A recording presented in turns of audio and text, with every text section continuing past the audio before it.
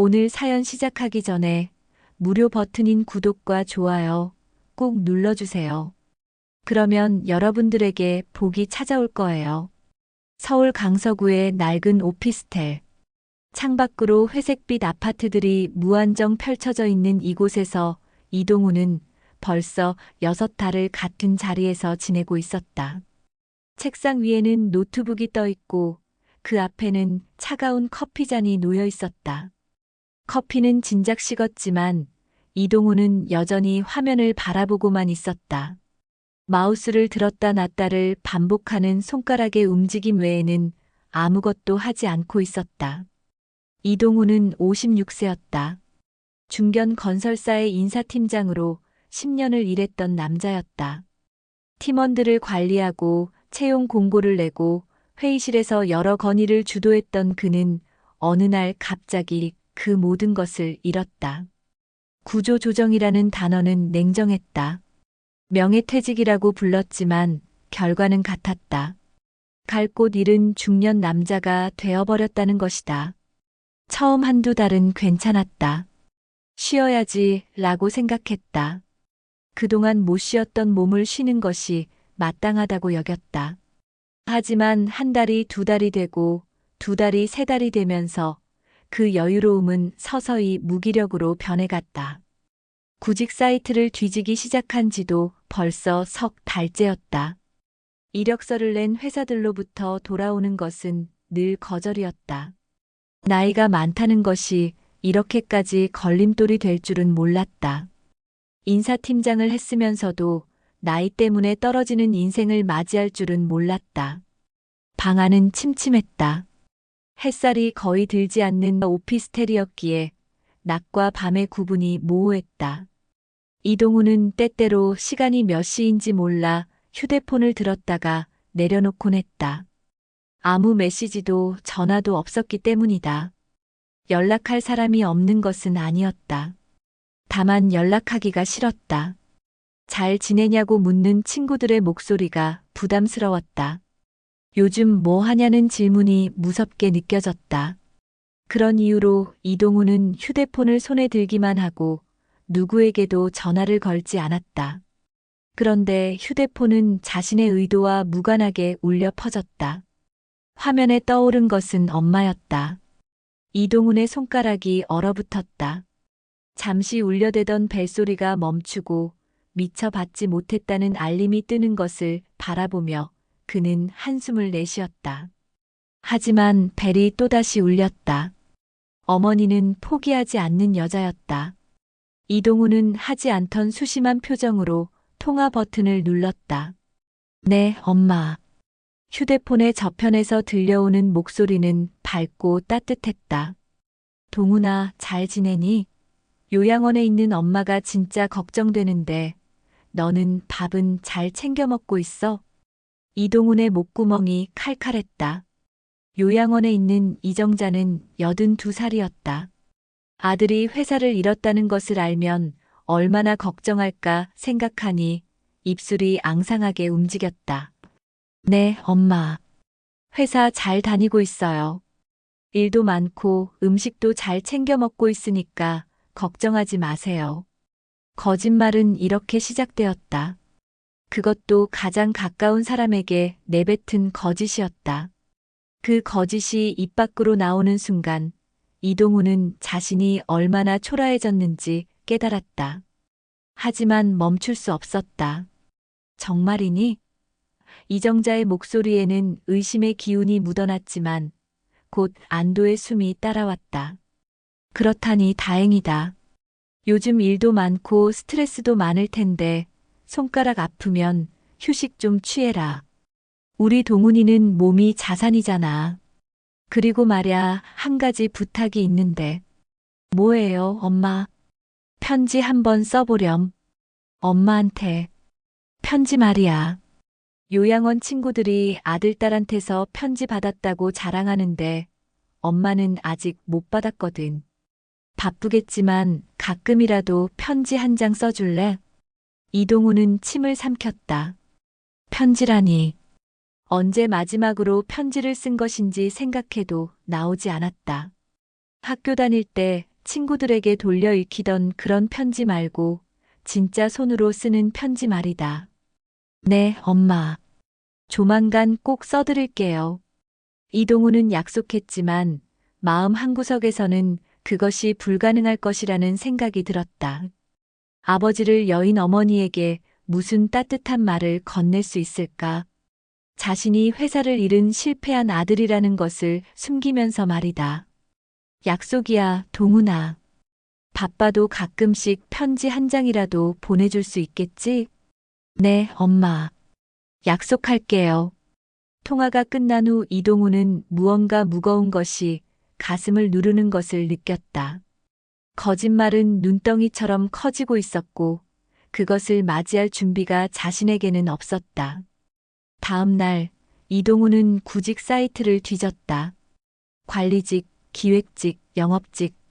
자신의 나이와 경력을 받아줄 만한 공고는 드물었다. 대부분의 회사들은 경력 사원을 원했지만 동시에 젊은 나이를 원했다. 그것은 상충되는 조건이었고 이동우는 그 갈등의 틈에서 떨어져 나가고 있었다. 피로에 젖은 눈으로 페이지를 넘기다가 이동훈의 시선이 멈추었다.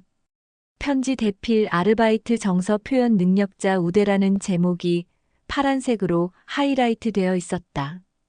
이동훈은 피식 웃음이 나왔다. 세상에 정말 별일이 다 있구나 싶었다. 누가 다른 사람한테 돈을 주고 편지를 대신 써달라고 하는가. 그것도 정서 표현을 잘하는 사람 말이다. 하지만 자신을 바라보며 생각해보니 충분히 가능했다. 자신도 누군가의 편지가 필요했었으니까. 이동우는 한 번 더 광고를 읽었다. 근무 시간이 자유롭고 의뢰 건당 얼마씩 받는 방식이었다. 요구하는 기술 수준도 특별하지 않았다. 단지 마음을 담아 글을 쓸 수 있으면 된다는 것이었다. 이동우는 마우스를 움직여 신청 버튼을 눌렀다. 거짓말을 해야 한다는 죄책감이 있었지만 그것보다 더 강한 것이 있었다. 어머니를 위해 누군가에게 도움을 청해야 한다는 생각이었다.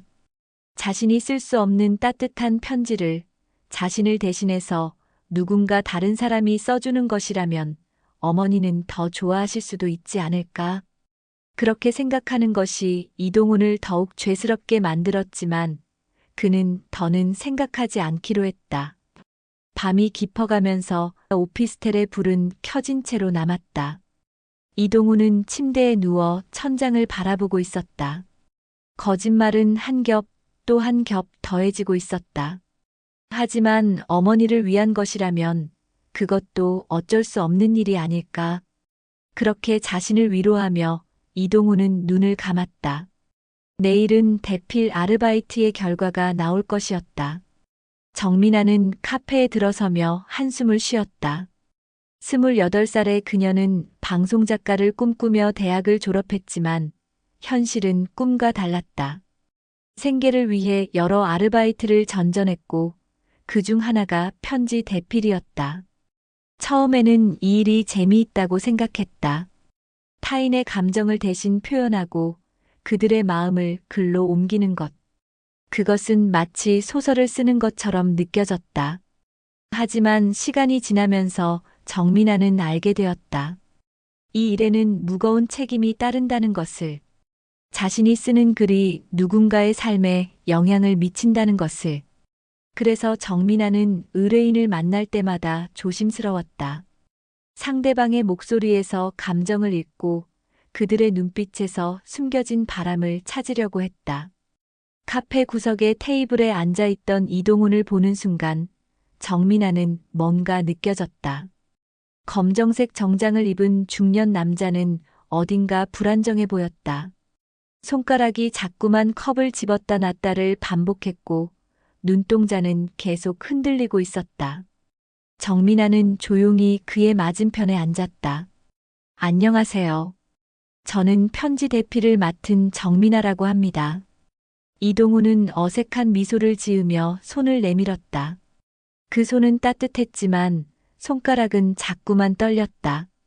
아, 안녕하세요. 저는 이동훈입니다. 오늘은 제 편지를 대신 써주셔서 감사합니다. 정민아는 노트북을 꺼내며 말했다. 편지의 대상이 누구신가요? 제 어머니입니다. 요양원에 계세요. 정민아의 펜이 멈추었다. 그녀는 많은 편지를 받아왔지만 대부분이 연인이나 친구에게 보내는 편지였다. 부모에게 보내는 편지는 드물었다. 더욱이 아들이 어머니에게 편지를 대신 쓸 정도면 분명 특별한 사정이 있을 것 같았다. 어머니에 대해 조금 알려주실 수 있을까요? 어머니가 어떤 분이신지. 이동우는 시간이 필요했다. 침묵이 흐르고 커피잔이 차가워지고 있었다. 마침내 그의 입술이 움직였다. 어머니는 옛날에 식당을 하셨어요. 강남역 근처의 조용한 작은 식당이었죠. 아침 일찍 나가셔서 밤늦게 돌아오셨는데 저와 제 형은 그 식당에서 밥을 먹으며 자랐거든요. 어머니의 손맛은 정말 좋으셨어요. 어머니만의 특별한 음식이 있으세요? 이동훈의 눈이 멀어졌다. 그는 지금 이 카페에 있지 않은 것 같았다. 어딘가 먼 과거의 시간으로 돌아가 있었다. 김치찌개요. 어머니가 만든 김치찌개는 정말 독특했어요. 다른 사람들이 만든 김치찌개와는 뭔가 달랐죠. 아마도 그것은 재료나 조리법 때문만은 아니었을 것 같은데, 그냥 사랑이 들어가 있었던 것 같아요. 지금 생각해봐도 그 냄새, 그 맛이 자꾸만 생각나요. 정민아는 이동훈의 얼굴을 관찰하고 있었다. 남자의 입술이 약간 떨리고 있었고 눈동자가 축축해 보였다. 이것은 단순한 추억이 아니었다.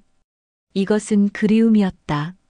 하지만 그 그리움 안에 뭔가 다른 감정이 섞여 있었다. 후회 아니면 미안함. 정민아는 직감적으로 느꼈다. 아버지는 계세요? 아니요. 5년 전에 돌아가셨어요. 정민아는 손으로 메모를 하기 시작했다. 하지만 그녀의 진짜 작업은 이미 시작되어 있었다. 이 남자의 마음을 읽는 작업 말이다. 이동우는 어머니를 많이 사랑하고 있었다. 그런데 동시에 죄책감을 느끼고 있었다. 뭔가 전하지 못한 말이 있는 것 같았다. 그것이 뭘까?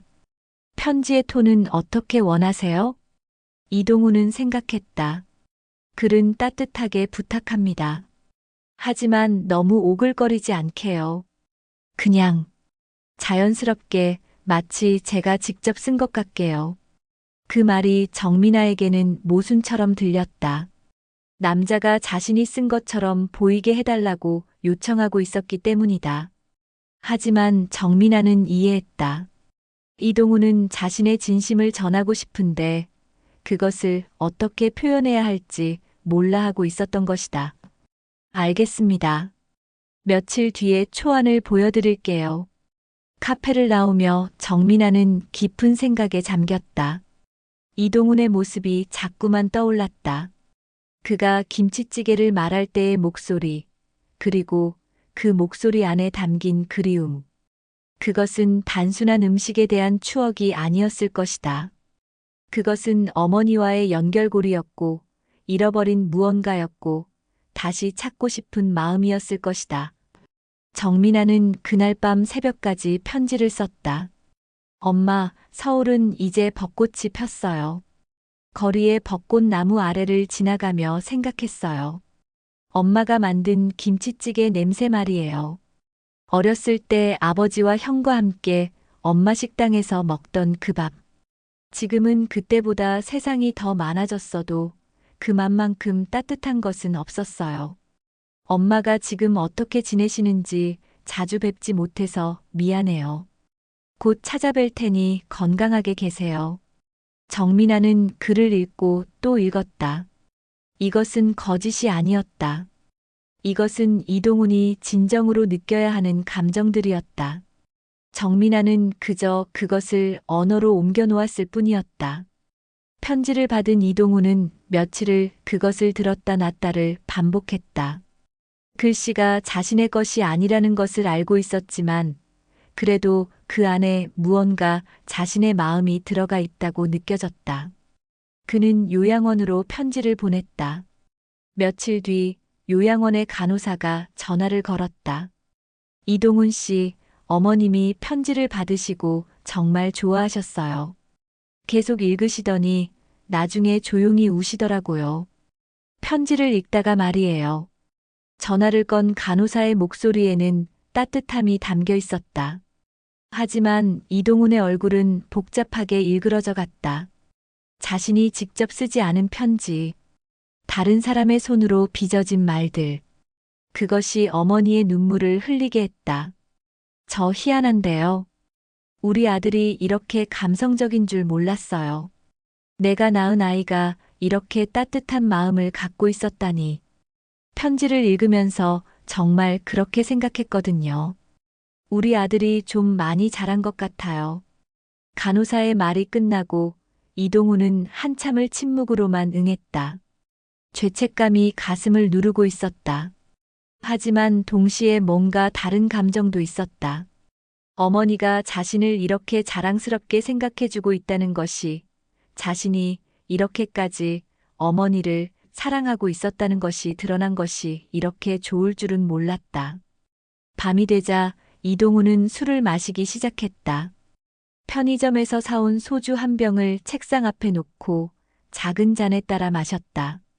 술이 목을 타고 내려가면서 따뜻한 감각이 퍼졌다. 그는 중얼거렸다. 미나 씨 편지가 왜 이렇게 내 마음 같지?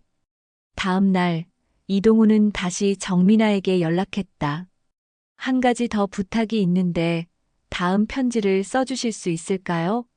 정민아는 승낙했다. 이번에는 이동훈이 더 구체적으로 이야기해 주었다. 자신의 일상 속 순간들을 말했다. 아침에 창밖을 바라보는 것, 저녁에 혼자 밥을 먹는 것, 밤에 누워 천장을 바라보는 것. 정민아는 그 모든 말을 들으며 이동훈이라는 남자를 이해하려고 노력했다. 편지는 계속되었다. 한 장, 또 한 장. 정민아는 매주 이동훈의 편지를 써내려갔고, 이동훈은 그 편지를 어머니에게 보냈다. 하지만 이동훈은 어머니를 직접 방문하지 않았다. 그럴 용기가 없었던 것이다. 자신이 실직 상태라는 것을 드러낼 수 없었다. 그래서 편지는 거짓말 위에 거짓말을 쌓아 올렸다. 요양원의 이정자는 요양원 친구들에게 자랑했다. 우리 아들 요즘 편지를 얼마나 잘 쓰는지 몰라요. 이렇게 감성적인 아이가 어디 있어요.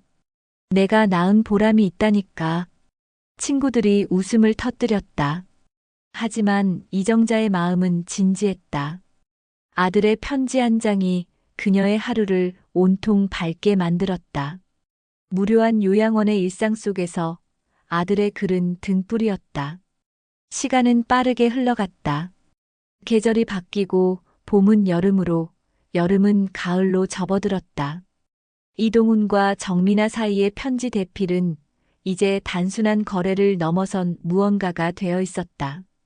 매주 금요일이 되면 이동훈은 정민아를 만나 어머니에게 전할 이야기를 꺼냈고 정민아는 그것을 따뜻한 말로 바꾸어 놓았다.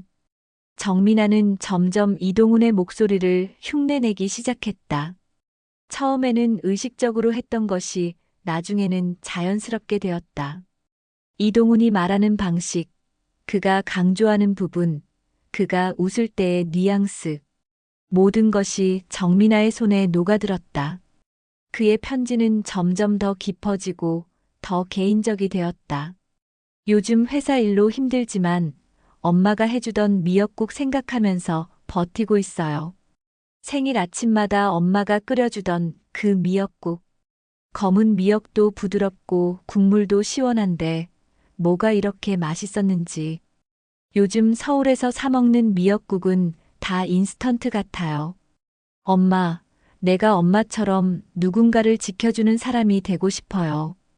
이정자는 그 편지를 읽다가 손가락으로 글자를 더듬으며 중얼거렸다. 우리 아들이 이런 생각을 하고 있었어? 요양원의 간호사가 지나가다 말을 건넸다. 좋은 소식이시네요, 어머님. 이정자는 편지를 가슴에 안고 고개를 끄덕였다. 네, 정말 좋은 소식이야. 우리 아들이 이렇게 따뜻한 마음을 갖고 있다니. 어디 다쳤나 싶기도 했는데, 역시 엄마가 낳은 게 맞네. 한편 현실의 이동우는 밤마다 술을 마시고 있었다.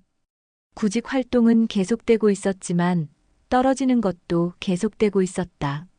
나이는 계속 먹어가고 저축은 줄어들고 있었다. 미래에 대한 불안감은 매일 밤 그의 옆에 누워 있었다. 하지만 편지를 받을 때면 모든 것이 잠시 잊혀졌다. 정민아는 이동훈을 만날 때마다 더 깊이 있는 질문을 던지기 시작했다. 혹시 어머니를 섭섭하게 한 일이 있으세요? 이동훈은 침묵했다. 그리고 천천히 말했다. 형이 사업을 하다 망했어요. 많은 돈을 잃었고 어머니도 힘들어했어요. 저는 형을 도와주지 못했고 어머니를 편하게 해드리지도 못했어요. 그걸 자꾸 생각나요. 편지에 그런 내용을 담아도 될까요? 네, 괜찮아요. 어머니라면 이해해 주실 것 같아요. 정민아의 다음 편지는 이렇게 시작되었다. 엄마, 사실 나는 형을 도와주지 못했어. 형이 힘들어할 때 옆에 있어주지 못했어. 그것이 자꾸 마음이 걸려. 엄마는 어떨 때 나를 가장 고마웠어? 나는 지금 그런 마음으로 누군가를 도와주고 싶어. 엄마처럼 깊고 넓은 마음으로. 엄마 같은 사람이 되고 싶어. 편지를 받은 이정자는 눈물을 흘렸다. 요양원의 간호사가 다가왔다. 어머님, 괜찮으세요? 네, 괜찮아요. 우리 아들이 이렇게 깊은 아이였구나. 모르고 있었어요. 이정자는 편지를 가만히 접으며 생각했다. 자신의 아들이 이렇게까지 생각하고 있었다니. 그동안 아들과 얼마나 제대로 대화하지 못했을까. 빠르게 흘러가는 인생 속에서 서로를 제대로 보지 못했던 것은 아닐까. 요양원의 방에는 이제 여러 장의 편지가 모여 있었다. 이정자는 한 권의 노트에 그것들을 모아두었다. 어떤 것은 파란 펜으로 밑줄이 그어져 있었고 어떤 것은 메모가 붙어 있었다. 이것은 그녀의 보물이 되어가고 있었다. 이동우는 정민아를 만날 때마다 편지를 다시 읽어보곤 했다. 자신이 쓰지 않은 글인데도 그 안에 자신의 진심이 담겨 있다고 느껴졌다. 아니, 오히려 그것이 자신의 진심이라고 믿기 시작했다. 정민아가 건네는 말들이 자신 안의 목소리를 깨워주고 있었다. 이 편지들을 읽다 보니 자신의 마음이 조금 보여요? 정민아의 질문에 이동우는 천천히 고개를 끄덕였다. 네. 처음에는 이상했어요. 남이 쓴 글인데 내 마음 같다니. 하지만 지금은 알겠어요. 이것들이 내가 진짜 하고 싶었던 말들이었어요. 단지 그것을 말로 표현할 줄 몰랐을 뿐이에요. 정민아는 그 말을 듣고 있었지만 마음 한구석에서는 불안감이 피어오르고 있었다. 이 거짓말이 언제까지 갈까? 그리고 언제 드러날까? 그때는 어떻게 될까? 하지만 정민아는 그 생각을 밀어내기로 했다. 지금 당장은 이 일을 계속해야 했다. 계절이 또 바뀌었다. 가을이 지나 겨울이 왔다.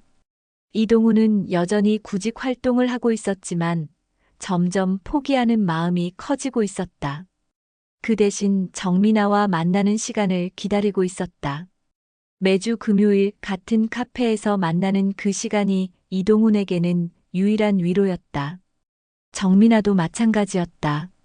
처음에는 단순한 아르바이트였던 이것이 이제는 자신의 작업이 되어 있었다.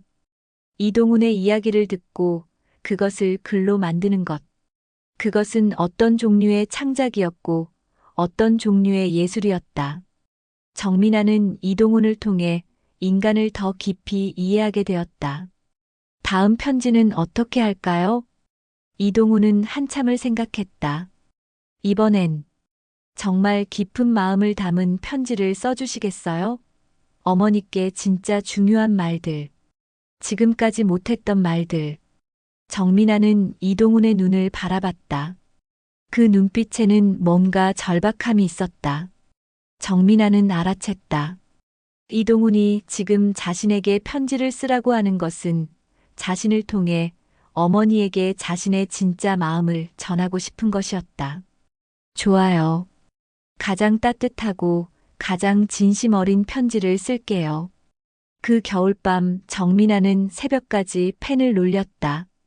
수십 번을 다시 쓰고 수십 번을 다시 읽었다. 엄마, 나는 아직도 어머니를 무겁게만 생각했던 날들이 있어. 아버지가 돌아가신 후 혼자라고만 생각했고, 내가 어머니를 보호해야 한다고만 생각했어. 하지만 지금 알았어. 어머니는 나를 지켜주셨던 거고, 계속 지켜주고 계세요. 어머니의 그 마음이 나를 여기까지 살아가게 했어. 미안해서 감사합니다, 엄마. 그리고 사랑해요. 편지를 손에 든 이정자는 한참을 그것을 바라만 봤다. 글자 하나하나가 자신의 심장을 누르는 것 같았다. 그녀는 조용히 울었다. 요양원의 창밖으로 눈이 소복이 내리고 있었다. 겨울이 깊어갈수록 이동훈의 마음도 복잡해져 갔다. 편지는 계속되고 있었고 어머니의 반응도 계속 따뜻했다. 하지만 그 모든 것이 거짓 위에 세워진 것이라는 깨달음은 매일 밤 그를 괴롭혔다. 이동훈은 거울 앞에 서서 자신을 바라보곤 했다. 56세의 중년 남자. 직업도 없고 희망도 없고 진실마저도 없는 남자. 어느 날 오후 이동훈은 개인 구인 사이트에서 돌봄 매니저 모집 공고를 보았다. 자격 요건을 읽어보니 자신도 충분히 가능해 보였다. 나이를 묻지 않고 경험이 중요하다는 글이었다. 이동훈은 이력서를 작성했다. 하지만 이번에도 며칠 뒤 거절 메일이 돌아왔다. 이유는 없었다. 그저 타당한 이유로 불합격이라는 딱딱한 문장만 있었다. 그날 저녁 이동훈은 정민아를 만났다. 카페의 테이블에 앉자마자 그는 한숨을 쉬었다. 지쳐 보이시네요. 네, 구직 활동이 잘 안 되네요. 나이가 문제인 것 같아요. 정민아는 이동훈의 얼굴을 살피고 있었다. 처음 만났을 때의 그 불안정한 표정이 점점 더 깊어지고 있었다. 그리고 정민아는 이제 그 안에 숨겨진 진실을 알고 있었다. 이동훈이 회사를 잃었다는 것을. 여러 편지 속 단편적인 구절들을 조합해보면 그 진실은 명확했다. 혹시 실직하신 건가요? 이동훈의 몸이 굳었다. 그의 입술이 떨렸다. 한참을 침묵한 후 그는 고개를 끄덕였다. 네. 6개월 전에 구조조정으로 퇴직했어요. 어머니한테는 말하지 못했어요. 자꾸 미안해서. 정민아는 그 고백을 받았지만 놀란 표정을 짓지 않았다. 마치 처음부터 알고 있었던 것처럼. 그렇군요. 정민아 씨, 미안해요.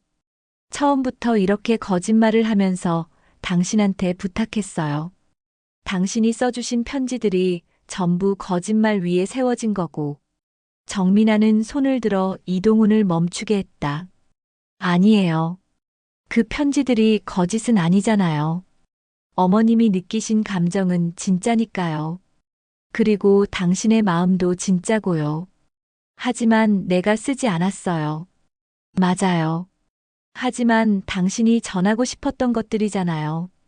단지 당신이 말로는 못하던 것들이에요. 이동훈은 정민아의 말을 들으며 눈물을 흘리고 있었다. 그것은 죄책감의 눈물이기도 했고 동시에 위로를 받은 눈물이기도 했다. 앞으로 어떻게 할 거예요? 이동훈은 테이블 위에 얼굴을 묻고 말했다. 모르겠어요. 이 거짓말이 언제까지 갈 수 있을지 모르겠어요. 정민아는 조용히 있었다. 그녀도 알고 있었다. 이 거짓말이 언제가 드러날 것이라는 것을. 그리고 그때가 되면 모든 것이 무너질 것이라는 것을. 요양원에서는 또 다른 일이 일어나고 있었다. 이정자의 건강이 조금씩 악화되고 있었던 것이다. 처음에는 작은 증상들이었다. 가끔 물을 들었을 때 컵을 놓치는 것, 밤에 꿈을 많이 꾸는 것, 아침에 일어나기 힘든 것. 하지만 시간이 지나면서 증상은 더 뚜렷해졌다. 간호사들은 이정자의 기억이 조금씩 흐릿해지고 있다고 보고했다. 한 통의 전화가 이동훈에게 왔다. 이동훈 씨, 어머님이 최근 기억이 조금 흐릿해지셨어요. 의사 선생님도 노화로 인한 인지 기능의 약화라고 말씀하셨습니다. 아드님이 직접 찾아뵙는 게 좋을 것 같습니다. 이동훈의 가슴이 철렁 내려앉았다. 어머니가 아프다는 것이었다. 점점 약해지고 있다는 것이었다. 그리고 자신은 여전히 어머니를 직접 뵙지 못하고 있었다. 그날 밤 이동훈은 정민아에게 전화를 했다. 한 통 더 써주실 수 있을까요? 물론이죠. 이번엔 어머니가 혹시 외로워하실까 봐서요. 특별한 내용이면 좋겠어요. 가장 따뜻한 말들로. 정민아는 그 요청을 받고 심각해졌다. 이동훈의 목소리에는 절박함이 있었다. 어머니가 아프다는 것을 깨달았기 때문이었다. 이제 더는 시간이 없다는 것을 알았기 때문이었다. 언제까지 이 편지들로 버틸 거예요? 정민아의 질문은 이동훈을 올감했다. 그는 대답할 수 없었다. 자신도 모르기 때문이었다. 어떻게 생각해요? 직접 찾아뵙는 게 낫지 않을까요? 지금은 좀. 내가 약하잖아요. 직업도 잃었고 어머니한테 뭐라고 말해야 할지 모르겠어요. 하지만 어머님은 당신이 약할 때 더 필요하신 거 아닐까요? 이동훈은 정민아의 말을 들으며 자신이 얼마나 이기적이었는지 깨달았다. 자신의 체면과 자존심 때문에 어머니를 외로워하게 하고 있었다. 그리고 그동안 자신은 정민아의 거짓말에 숨어 있었다. 정민아는 그날 밤 다시 펜을 들었다. 이번 편지는 특별했다. 이것이 마지막 편지가 될 수도 있다는 느낌이 들었기 때문이었다. 엄마, 이번 주는 꼭 갈게요. 봄 냄새 나는 강가에서 당신과 함께 산책하고 싶어요. 손을 잡고 천천히 걸으면서 말하고 싶은 것들을 말하고 싶어요. 그동안 당신한테 드리지 못한 것들을 드리고 싶어요. 내 시간, 내 마음, 내 모든 것을요. 엄마를 사랑해요. 편지를 받은 이정자는 침대에서 그것을 읽고 또 읽었다. 간호사가 다가왔다. 어머님, 아드님이 방문하신다고 하셨나요? 네, 이번 주 토요일에 온다고 했어요. 우리 아들이 온다고 했어요. 이정자의 목소리에는 기대와 불안이 섞여 있었다. 아들을 보고 싶기도 했지만 자신의 기억이 흐릿해지고 있다는 것이 두려웠다. 혹시 아들을 알아보지 못하는 것은 아닐까? 혹시 아들의 이름을 까먹는 것은 아닐까? 요양원의 정원에는 봄이 오고 있었다. 벚꽃이 피기 시작했고 새들이 지저귀고 있었다. 이정자는 창밖을 바라보며 생각했다. 저 벚꽃이 필 때 내 아들이 온다고 했지. 편지에서 말한 그 봄 냄새나는 강가에서 산책을 할 수 있을까? 아니면 이것이 마지막 봄이 될까? 이정자는 손으로 가슴을 누르며 생각했다. 심장이 자꾸만 빨리 뛰고 있었다. 이동훈은 요양원을 가기로 결심했다. 더는 미룰 수 없었다. 자신의 거짓말이 어떤 결과를 가져올지 두렵기도 했지만 어머니를 외로워하게 하는 것이 더 두려웠다. 그는 옷장을 열어 가장 깔끔한 셔츠를 꺼냈다. 그리고 거울 앞에 서서 자신을 다시 바라봤다. 이제 진짜 대면할 시간이 되었다. 토요일 오후, 요양원의 로비는 봄 햇살로 가득 차 있었다. 이동훈은 문을 열고 들어섰다. 이막의 절정, 모든 진실이 드러나는 순간이 다가오고 있었다. 그의 심장은 격렬하게 뛰고 있었다. 손은 땀으로 축축했다. 명찰을 단 직원에게 다가가 어머니를 찾았다. 이정자 어머님이신가요? 방문객이 오셨네요. 직원은 밝은 목소리로 말했지만 이동우는 그 말이 귀에 들어오지 않았다. 모든 신경이 한 곳에 집중되어 있었다. 어머니를 만날 준비가 되었는가? 거짓말을 어떻게 풀어낼 것인가? 이동우는 계단을 올랐다. 복도를 따라 걷다가 그는 한 여인이 창가에 앉아 있는 것을 보았다. 82세의 이정자였다. 그녀의 흰 머리, 구부정한 등, 창밖을 향한 그 시선.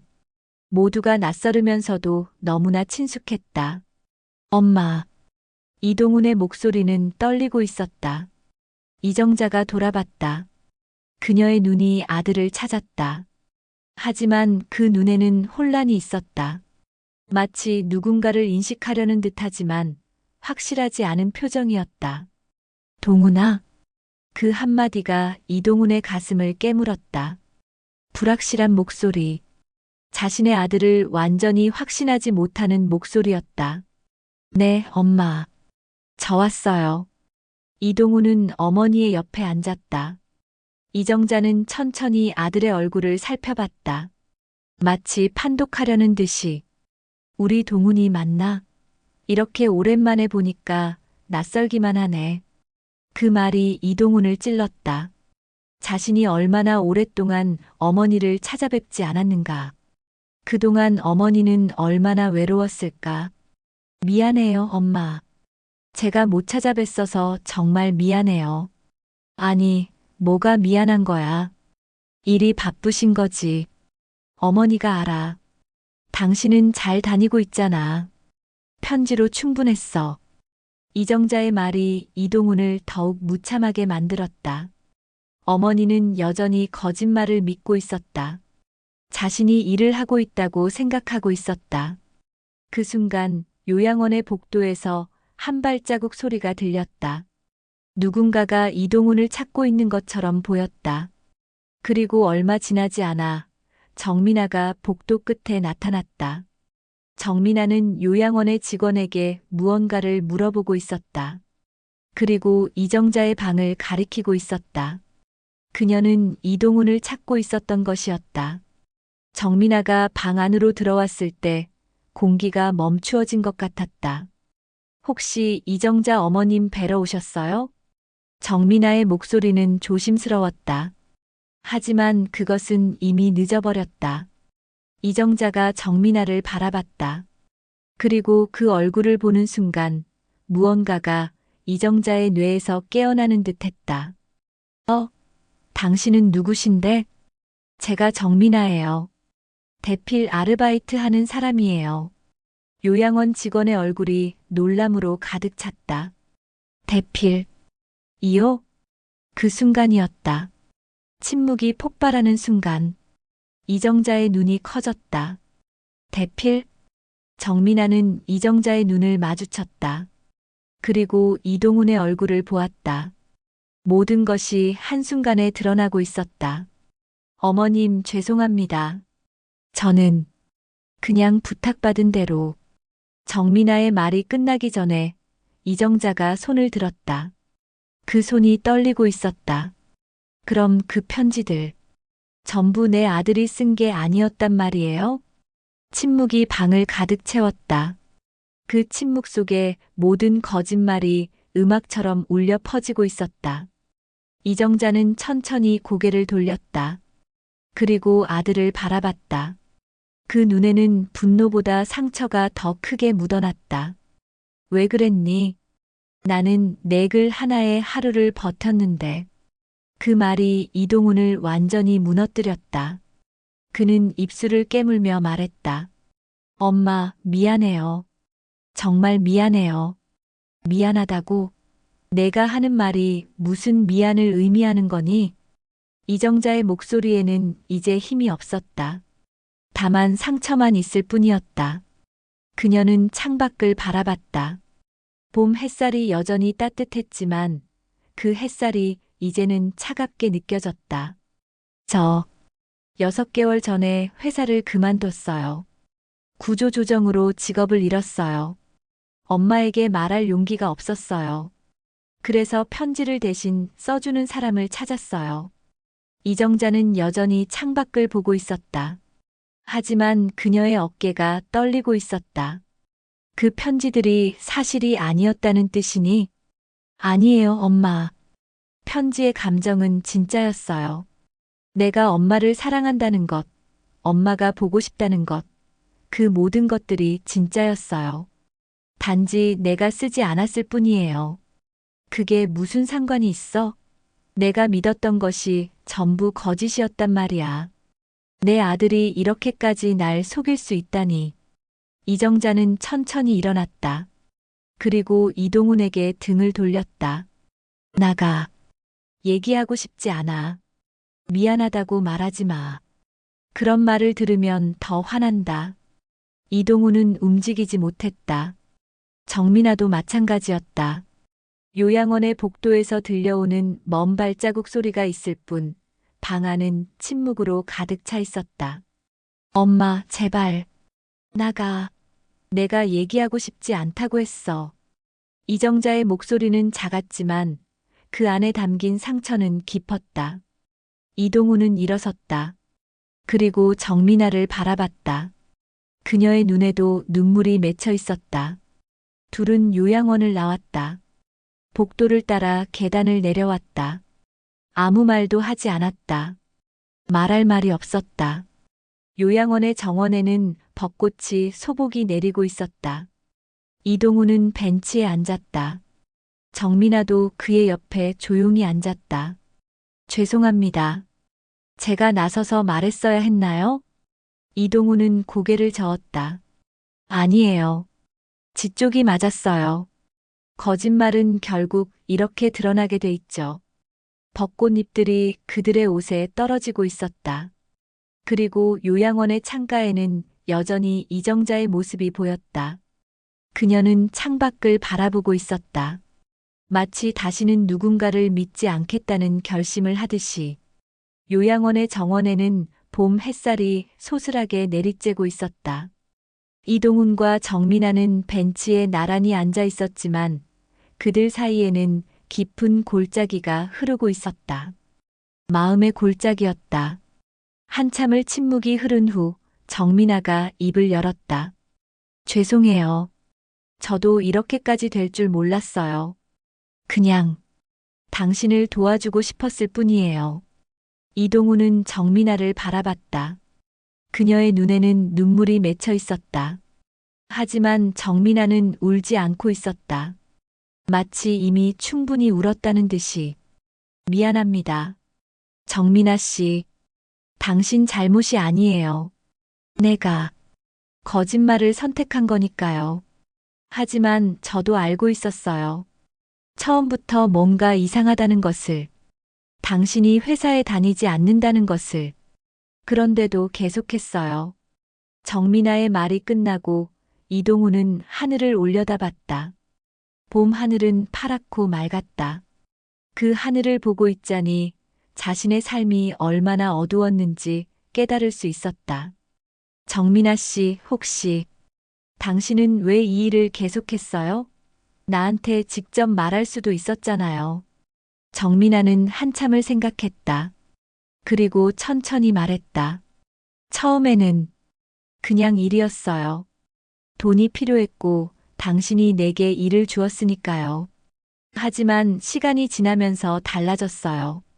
당신이 쓴 편지들, 아니, 당신이 쓰도록 요청한 편지들을 통해 당신을 알게 되었거든요. 당신이 얼마나 어머니를 사랑하는지, 그리고 자신을 얼마나 미워하는지. 이동훈은 정민아의 말을 들으며 가슴이 철렁했다. 그리고 어느 순간부터는 이 일이 예술이 되었어요. 거짓말이지만 동시에 진실이었거든요. 당신이 말하지 못하는 것들을 내가 대신 말해주는 것. 그것이 어떻게 보면 가장 진실한 표현 같았어요. 그래서 계속했어요. 이동훈은 정민아를 바라봤다. 그리고 깨달았다. 정민아가 자신이 거짓말을 하고 있다는 것을 알면서도 왜 그 거짓말을 계속 도와줬는지를. 당신도 힘들었어요? 네. 매번 편지를 쓸 때마다 죄책감을 느껴요. 어머님을 속이고 있다는 죄책감.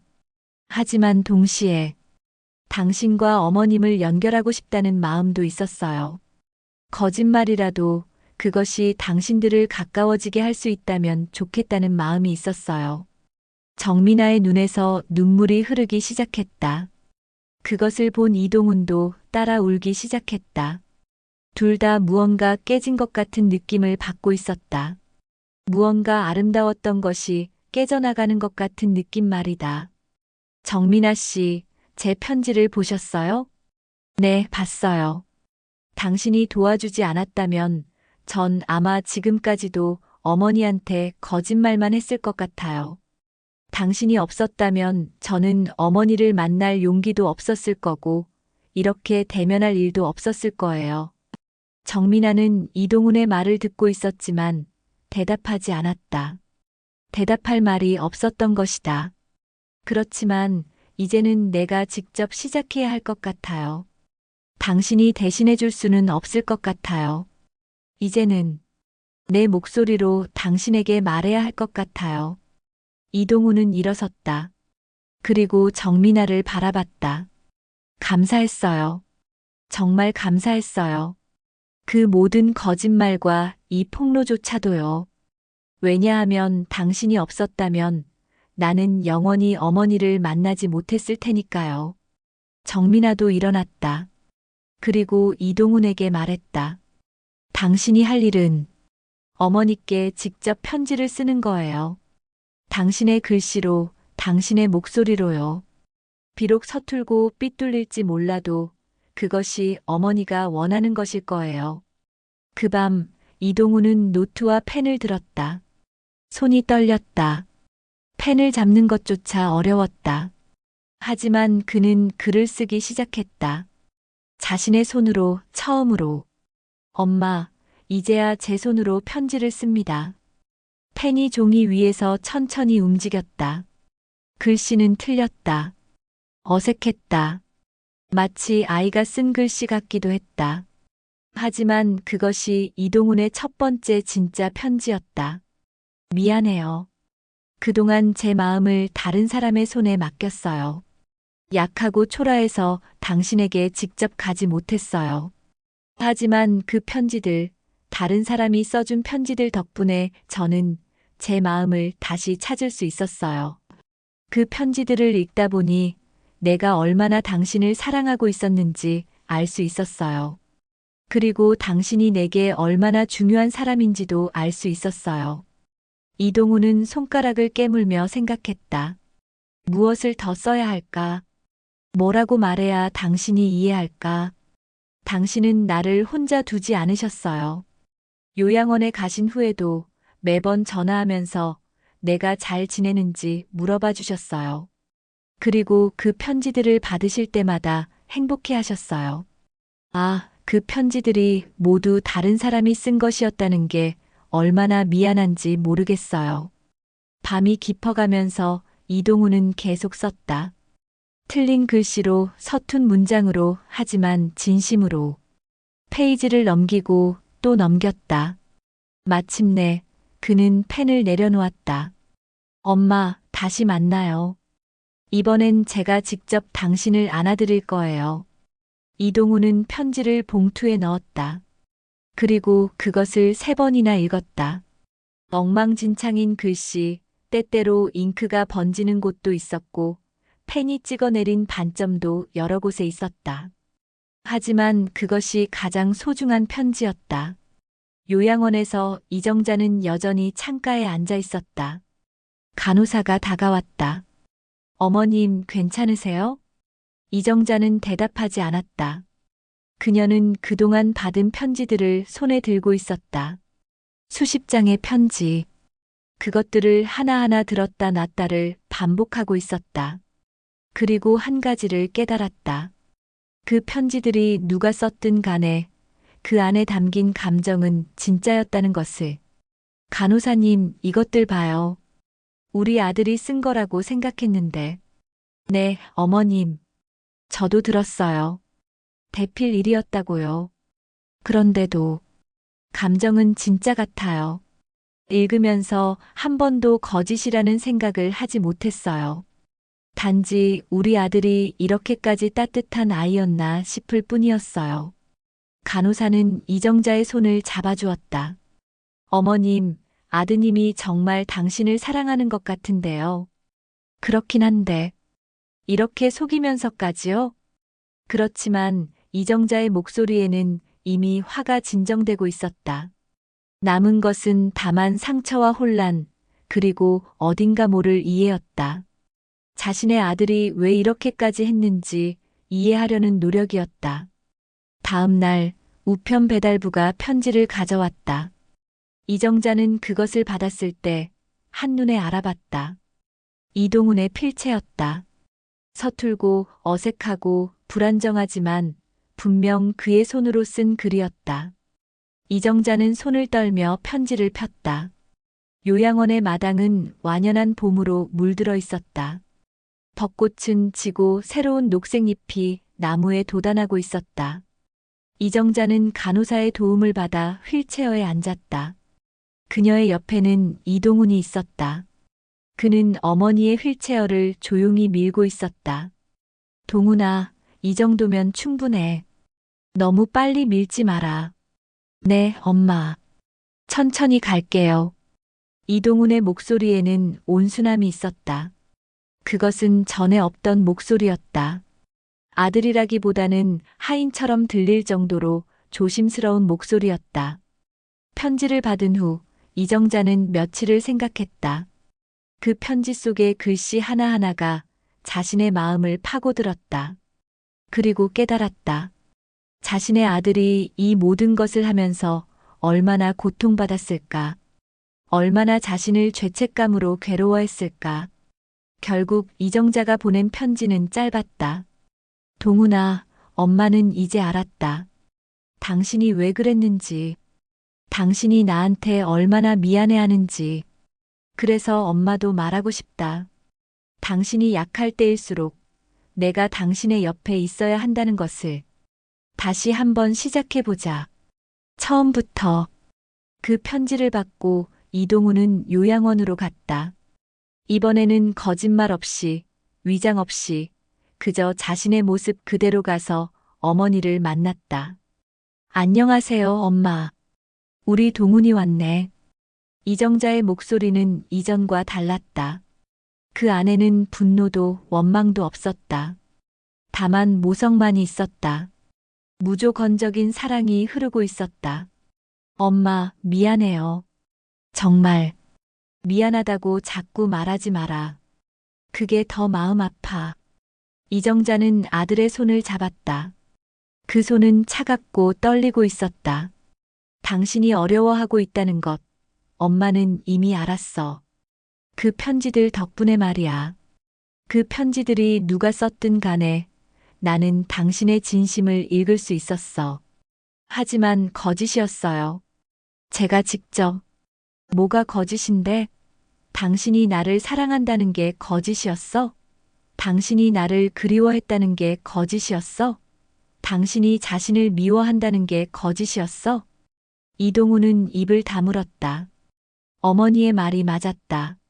엄마 말이야, 처음엔 화났어. 그리고 상처받았어. 하지만 생각해보니 너는 나한테 거짓말한 게 아니었어. 너는 나한테 너의 진심을 전하고 싶었던 거야. 단지 그 방법이 달랐을 뿐이야. 이정자는 아들을 바라봤다. 그리고 깨달았다. 자신의 아들이 얼마나 초라해졌는지를, 얼마나 자신을 미워하고 있는지를. 동훈아, 너는 실직했대. 구조조정으로. 이동훈은 고개를 끄덕였다. 그리고 지난 몇 개월 동안 혼자 고생했다고. 누구에게도 말하지 않고. 네, 엄마. 죄송해요. 왜 자꾸 죄송해? 이게 너의 잘못인가? 너는 회사원이었고 회사가 나를 내보낸 거 아냐? 이정자의 목소리는 단호했다. 너는 지금부터 당신을 미워하면 안 돼. 알겠어? 너는 스스로를 단죄할 권리가 없어. 너는 내 아들이고 나는 너의 어머니야. 우리는 함께 가야 해. 이 어려움을 함께. 그 말을 듣는 순간 이동우는 완전히 무너져 버렸다. 가슴 깊은 곳에서 울음이 터져 나왔다. 수개월 동안 참았던 눈물들이 모두 흘러내렸다. 이정자는 아들의 머리를 어루만졌다. 마치 아이를 달래는 어머니처럼. 울어, 동훈아. 충분히 울어. 그리고 다시 일어나. 시간이 흘렀다. 이동훈의 울음이 점점 잦아들었다. 그리고 마침내 침묵이 돌아왔다. 하지만 이번의 침묵은 편하고 따뜻한 침묵이었다. 엄마, 지금 제가 할 수 있는 일이 뭘까요? 저는 지금 아무것도 없거든요. 당신은 지금 나한테 있으면 돼. 그것으로 충분해. 며칠이 지났다. 이동우는 요양원에 자주 들렀다. 처음에는 하루에 한 번, 그 다음에는 매일. 아침에 가서 어머니를 돌아드리고 저녁에 가서 밥을 같이 먹었다. 그리고 밤에는 어머니의 옆에 앉아 이야기를 나눴다. 이정자는 천천히 아들에게 자신의 인생 이야기를 들려주기 시작했다. 아버지를 만났을 때의 이야기, 아들을 낳았을 때의 이야기, 식당을 하면서 힘들었던 시간들, 그리고 아들이 자신의 삶에 얼마나 큰 의미였는지. 엄마가 식당을 할 때 너는 항상 거기 앉아만 있었지. 밥을 먹고 숙제를 하고 때론 엄마를 도와줬어. 그때 너의 얼굴을 보며 엄마는 모든 피로가 사라지는 것 같았단다. 너 하나가 엄마의 모든 것이었어.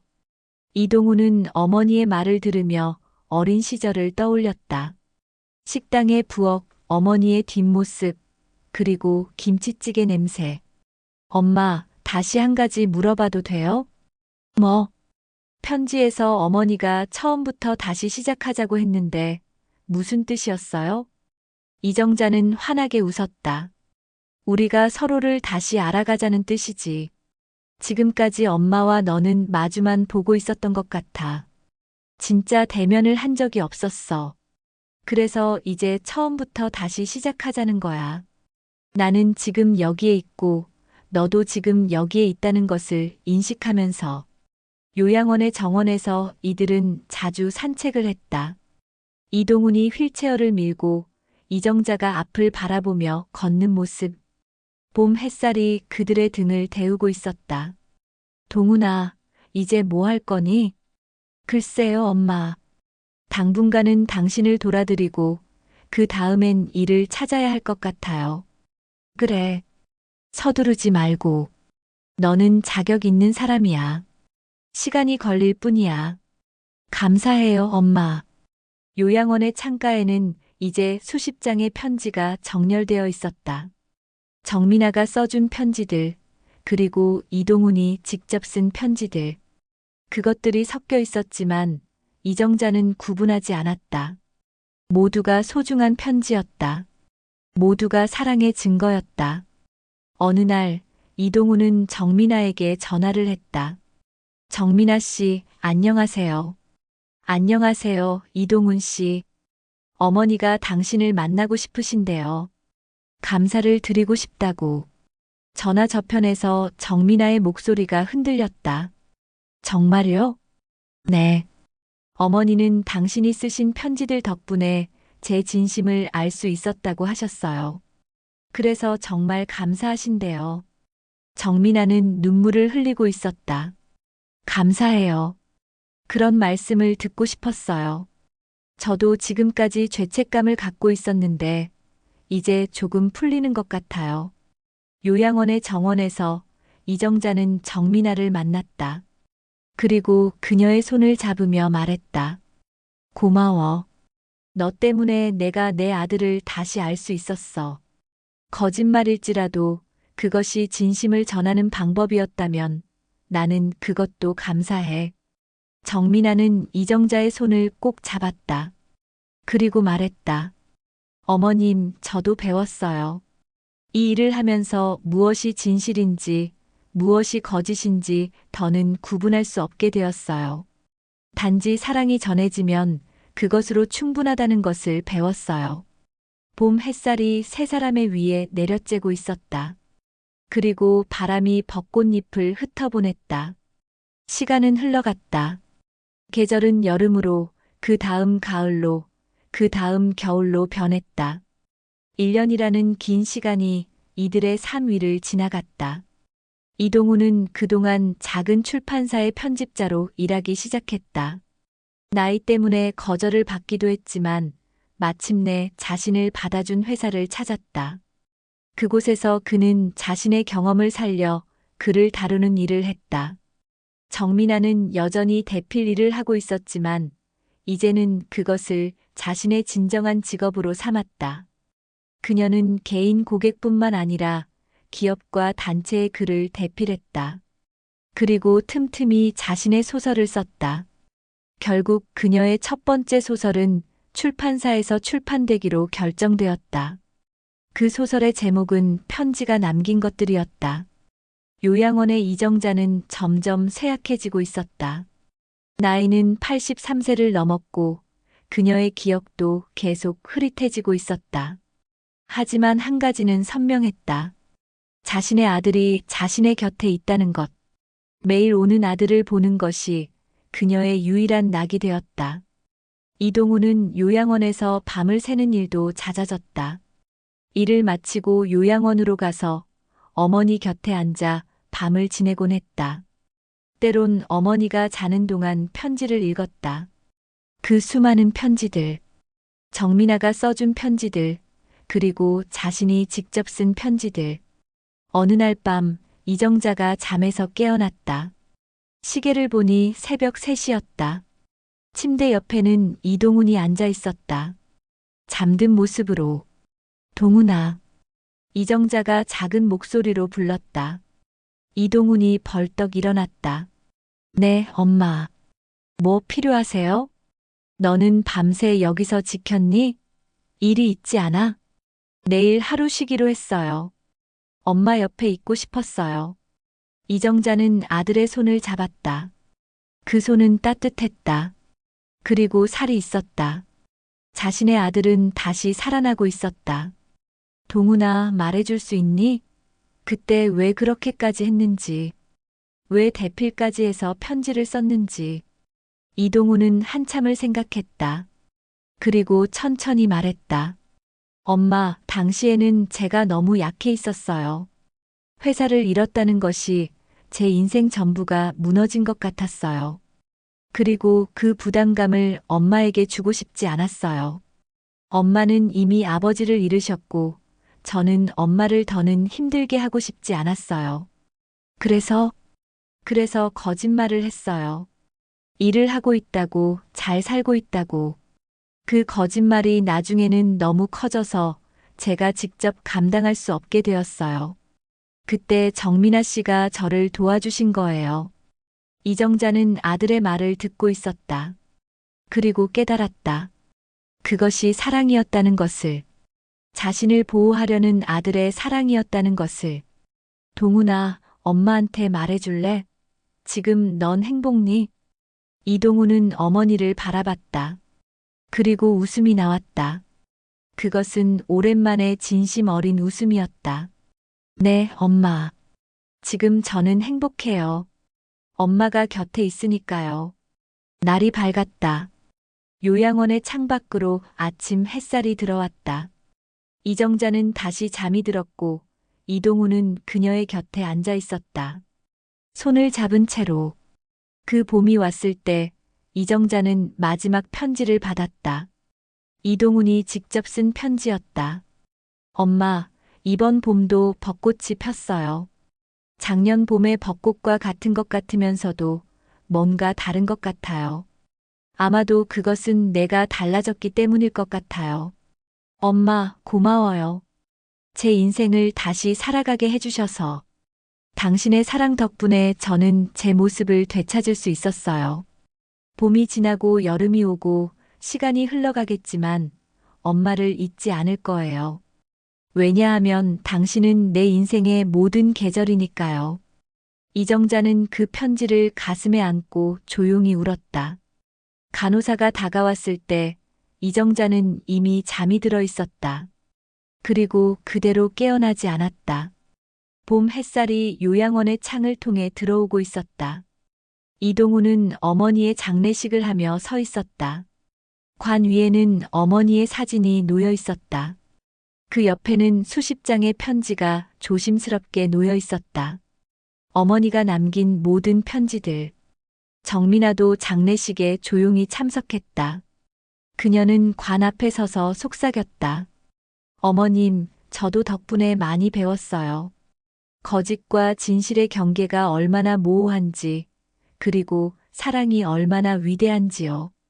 감사합니다. 이동우는 어머니의 편지를 품에 안았다. 그리고 말했다. 엄마, 당신이 없었으면 저는 영영 제 마음을 찾지 못했을 거예요. 당신의 사랑이 없었으면 저는 이 모든 거짓말 속에서 헤어나오지 못했을 거예요. 감사합니다. 그리고 사랑합니다. 요양원의 정원에는 봄 햇살이 내리쬐고 있었다. 벤치 위에는 한 장의 편지가 바람에 흩날리고 있었다. 이정자가 이동훈에게 남긴 마지막 편지였다. 동훈아, 엄마는 너의 편지 덕분에 봄날을 다시 살았단다. 그때 난 외로웠고 절망했고 때론 이 인생이 무서웠어. 하지만 너의 편지 한 장이 엄마의 하루를 밝게 만들었고 내일을 살게 해주었어. 그래서 엄마는 너한테 말하고 싶어. 너도 누군가의 봄이 되어줄래? 너는 충분히 할 수 있어. 왜냐하면 넌 엄마의 아들이니까. 너는 따뜻하고 착하고 지금은 힘들겠지만 반드시 일어날 사람이야. 엄마가 믿어. 그래서 엄마는 네가 살아가는 모든 날이 봄이었으면 좋겠어. 이동우는 어머니의 편지를 읽으며 울었다. 그리고 그것을 다시 접으며 속삭였다. 엄마, 저 약속할게요. 제가 살아가는 모든 날을 봄처럼 만들겠어요. 그리고 당신처럼 누군가의 봄이 되는 사람이 되겠어요. 정민아는 이동훈의 곁에 조용히 서 있었다. 그리고 말했다. 당신도 할 수 있어요. 이미 시작했잖아요. 이동훈은 정민아를 바라봤다. 그리고 감사의 눈빛으로 고개를 끄덕였다. 몇 달이 지났다. 이동훈은 어머니의 모든 편지를 정리했다. 그리고 그것들을 출판사에 냈다. 제목은 요양원의 편지였다. 이동훈이 직접 서문을 썼다. 이 책은 거짓말로 시작된 사랑 이야기다. 하지만 그 거짓말 속에는 진실이 있었다. 누군가를 사랑하고 싶었던 진실, 누군가와 연결되고 싶었던 진실. 이 책의 편지들이 독자분들에게 그런 진실을 전해줄 수 있기를 바란다. 책이 출판되었을 때 정민아는 축하 메시지를 보냈다. 축하해요. 어머님의 사랑이 이제 많은 사람에게 전해질 것 같아요. 이동우는 답했다. 당신이 없었으면 불가능했을 거예요. 정말 감사합니다. 그해 겨울, 이동우는 새로운 직장에서 인사팀장으로 승진했다. 그는 회사의 구조 조정 때 나이 때문에 잘려나갈 뻔한 직원을 채용했다. 그리고 그 직원에게 말했다. 당신도 힘들겠지만 이것이 끝이 아니야. 다시 시작할 수 있어. 나처럼. 정민아는 이제 작가로서의 삶을 살아가고 있었다. 그녀의 첫 번째 소설 편지가 남긴 것들은 베스트셀러가 되었다. 그 소설의 주인공은 편지 대필가였고 그 이야기는 거짓말로 시작되어 진실로 끝나는 사랑 이야기였다. 요양원의 정원에는 또 다른 봄이 찾아왔다. 벚꽃이 다시 피고 새들이 다시 지저귀고 있었다. 이동우는 혼자 그 정원에 가 있었다. 손에는 한 장의 편지를 들고 엄마, 또 봄이 왔어요. 당신이 사랑하던 그 봄. 저는 지금 엄마가 이루지 못한 꿈을 이루고 있어요. 당신의 사랑이 제게 그런 힘을 준 거예요. 엄마가 있던 이 정원에서 저는 다시 한번 감사합니다. 이동우는 편지를 접고 가슴에 안았다. 벚꽃잎이 바람에 흩어지고 있었다. 그것들은 마치 어머니의 손길처럼 그의 어깨에 내려앉았다. 요양원의 벤치에는 새로운 이야기가 시작되고 있었다. 처음에는 거짓이었지만 결국 진실이 된 사랑의 이야기. 가짜 편지가 진짜 마음을 되찾게 한 이야기. 그리고 그 이야기는 세대와 세대를 연결하는 고리가 되었다. 진심은 늦게라도 전해진다. 이것이 요양원의 정원에서 봄 햇살 아래에서 울려 퍼진 이 이야기의 마지막 메시지였다. 봄 바람이 소복이 불어오고 있었다.